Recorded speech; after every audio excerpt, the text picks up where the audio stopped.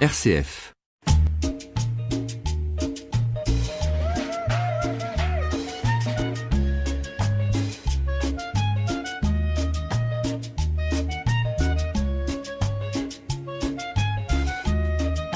Certains n'arrêtent pas de faire le clown. C'en est parfois dérangeant, il nous empêche de penser en rond.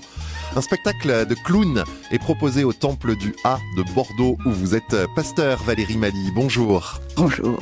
Un spectacle pensé par la compagnie Mine de Rien et l'association Pourquoi pas que vous présidez, Jean-Pierre Lefebvre. Bonjour. Bonjour. La clown, son nom, c'est le titre de ce spectacle, un spectacle pour faire avancer le débat sur la question des droits des femmes. Difficile d'être un clown, difficile d'être une femme. Alors être une femme clown, on vous laisse imaginer, c'est l'argument de ce spectacle dont nous allons parler avec vous deux dans un instant. Vous êtes aujourd'hui nos invités.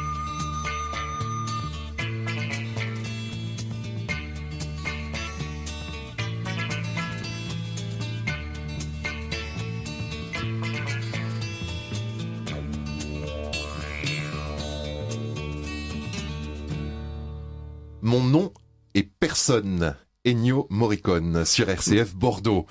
La clown sans nom, c'est le nouveau spectacle de la compagnie Mine de Rien, un spectacle porté par l'association Pourquoi pas que vous présidez, Jean-Pierre Lefebvre, et qui va être donné ce 4 mars, ce dimanche, au Temple du A, après le culte de 10h30 que vous célébrerez, pasteur Valérie Mali. Vous prenez un abonnement chez nous, pasteur Valérie Mali, vous étiez déjà notre invité hier pour parler d'une exposition qui commence vendredi au Temple sur Martin Luther King, sur l'égalité des droits entre noirs et blancs.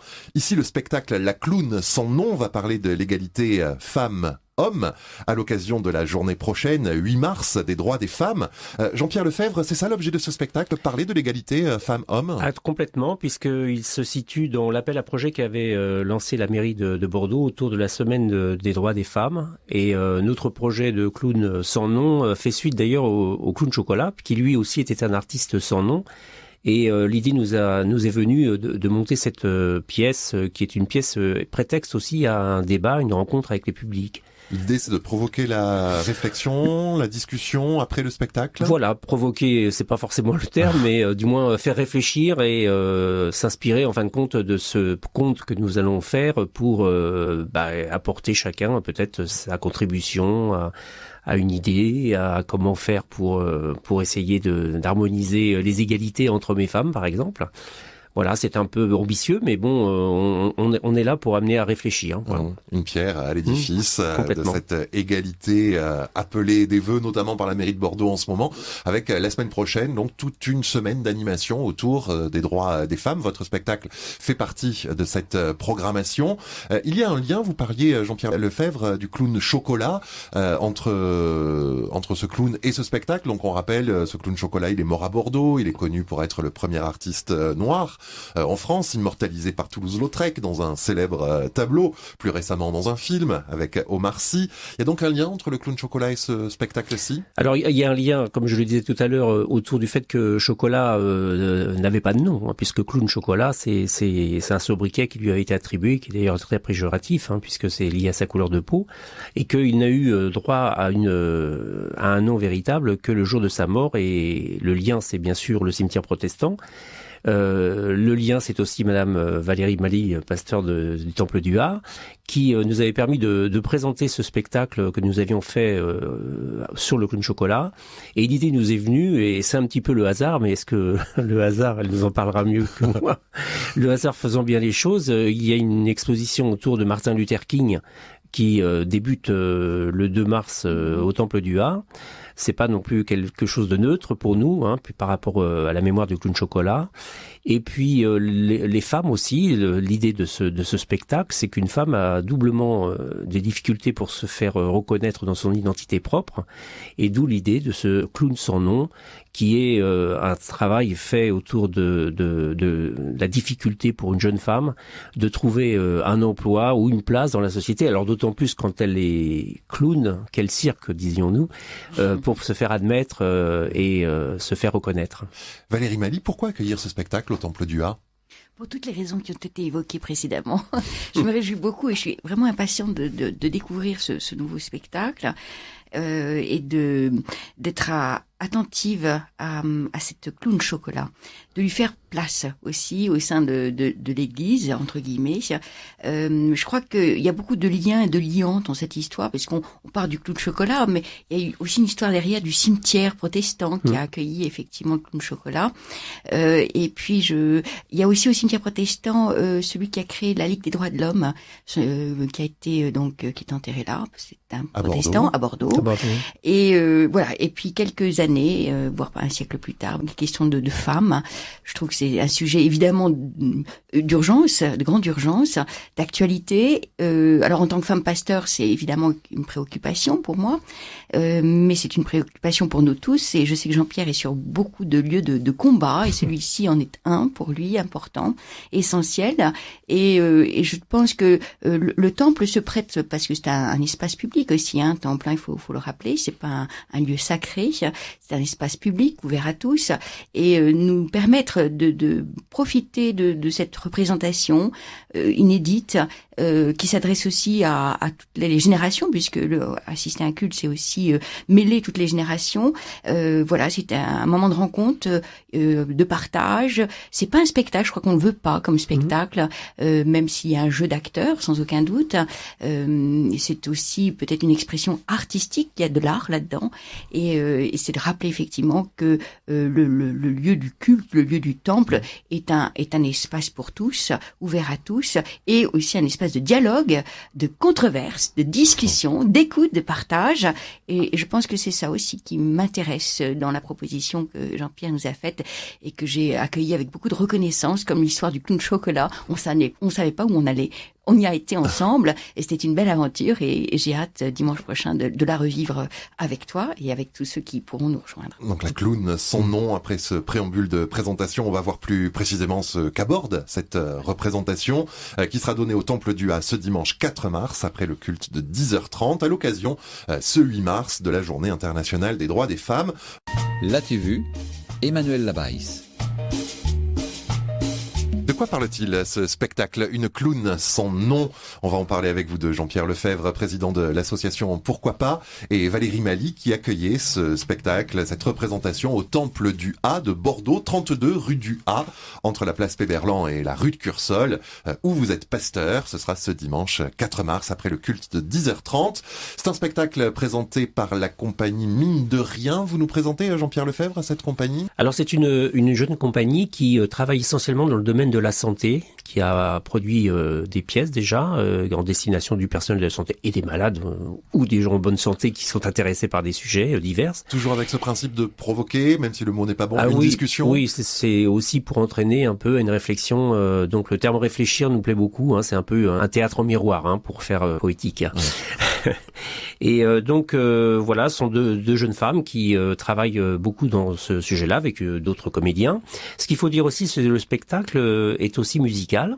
Puisque il y a des enchaînements qui se produiront, et j'en ai pas encore parlé au Temple. On va voir un petit peu l'écho que cela représentera. Le spectacle se termine en musique autour d'un chant qui est le chant du MLF, voilà, mouvement de libération des femmes, avec quelques petites modifications bien sûr. Et ce chant est doublement important parce que il reprend l'air du chant des Marais, qui était le chant de la déportation.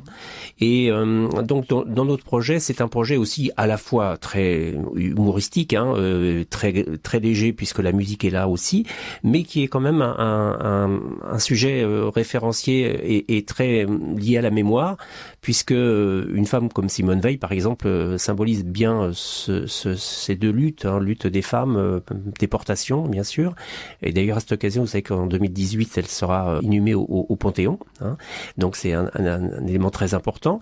Et puis je pensais, on discutait en aparté tout à l'heure, à une femme aussi que j'ai eu la chance de connaître qui s'appelait Simone Yves, qui était une femme issue d'une famille protestante du sud de la France, et qui a fondé le mouvement français pour le planning familial, qui est aussi une façon de rappeler sa mémoire pour les plus anciens. Malheureusement, j'en fais partie. C'était quelqu'un de très important. Donc, le spectacle, il n'est pas figé. C'est une clown qui est une vraie clown qui fait ce spectacle-là. Ça veut dire quoi ? Que c'est une partie d'improvisation ? Alors, c'est quand même écrit. aujourd'hui, on a un challenge justement à remplir, c'est que le temple du A a un écho que fait résonner souvent le pasteur Valérie Mali, puisqu'il y a beaucoup d'échos, c'est un grand espace, donc on a joué sur cette problématique-là pour essayer de reproduire en fin de compte des dialogues qui soient perceptibles par tout le monde. Donc c'est en fait une quête à la fois gestuelle, il y aurait quand même de la parole et bien sûr de la musique comme je le disais tout à l'heure. Pourquoi est-ce qu'elle n'a pas de nom, cette Elle clown? n'a pas de nom, faut venir voir la pièce. Elle vous donnera la réponse. Là je fais fort. Et alors qu'est-ce qui lui arrive dans ce spectacle? Et ben elle va se heurter, elle est pleine de bonne volonté cette clown. Elle voudrait bien avoir un petit boulot, elle voudrait bien pouvoir vivre normalement, avoir des enfants quand elle a envie de les avoir et pas quand on lui demande de les avoir ou de ne pas les avoir. En fin de compte, des difficultés que rencontrent beaucoup de jeunes femmes aujourd'hui sur le marché de l'emploi, par exemple. Et donc, elle se trouve face à des murs comme ça et elle essaie de rebondir un peu comme une balle, comme envoyée contre un mur. Elle rebondit, elle cherche toujours à son chemin, quoi. Valérie Mali, on disait ici pour ce spectacle, difficile d'être un clown, difficile d'être une femme. Alors, une femme clown, imaginez. L'analogie est trop évidente pour ne pas vous poser la question. Difficile d'être pasteur, difficile d'être une femme. Alors, une femme pasteur, c'est facile? Comment dirais-je, tout dépend si on aime un peu les challenges, quoi. Moi, c'est intéressant parce que je crois que on est prête tout à relever ce type de challenge parce que finalement, ça fait partie de notre histoire, cette forme d'oppression, de refus d'exclusion. Ça peut me rappeler aussi la Samaritaine de l'Évangile. Ça peut, voilà, toutes ces figures de femmes qui habitent nos parcours, de celles qui nous ont précédés, comme tu le rappelais, pour celle qui a fondé le planning familial.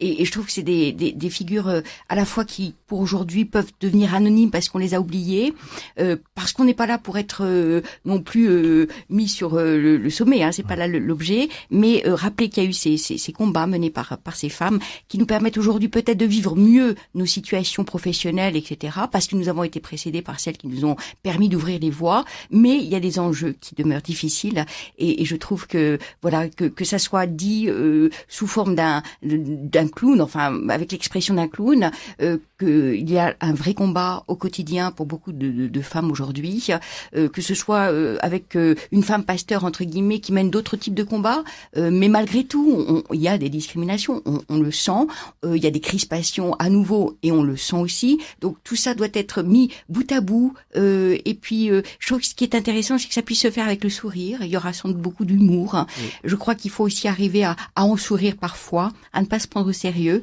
Et je pense que c'est peut-être ça aussi qui sera exprimé dimanche. Et voilà, et je crois que nous avons besoin d'avoir différentes formes d'expression pour dire la difficulté, le mal-être, la douleur, la souffrance de ces femmes ici, mais aussi ailleurs. Je pense à toutes les autres femmes qui vivent dans des cultures parfois oppressantes et qui crient leur besoin de liberté. Et ce sont des cris que vous avez besoin de relayer? Il est de notre responsabilité de le faire, oui, de plus en plus. Je deviens malgré moi militante féministe. Tu vas nous faire chanter le chant, j'apprends ça un instant, du MLF. Du MLF, qu'on appelle le chant du MLF. Ouais. Alors, nous savons beaucoup chanter au culte. Hein, ça changera un peu de Bach, de Handel, etc., de quelques vieilles mélodies du 16e. Je suis prête à tout. Mais ça, je vais le découvrir. Mais on le fera avec joie, je le crois. Voilà. La journée internationale des droits des femmes, c'est ce 8 mars. Le 8 mars à 20h30, un concert de musique classique sera d'ailleurs donné au Temple du A dans ce cadre-ci. Le spectacle La Clown, son nom de la compagnie Mine de Rien, est présenté ce dimanche 4 mars au Temple du A. C'est à Bordeaux, 32 rue du A. Après le culte de 10h30, il sera redonné ce mardi 6 mars à l'Inox, rue Fernand Philippard, à côté de la place du Parlement. Entrée à partir de 19h et là aussi c'est gratuit. Merci Valérie Mali, pasteur du Temple du A de Bordeaux, et merci Jean-Pierre Lefebvre, président de l'association Pourquoi pas. RCF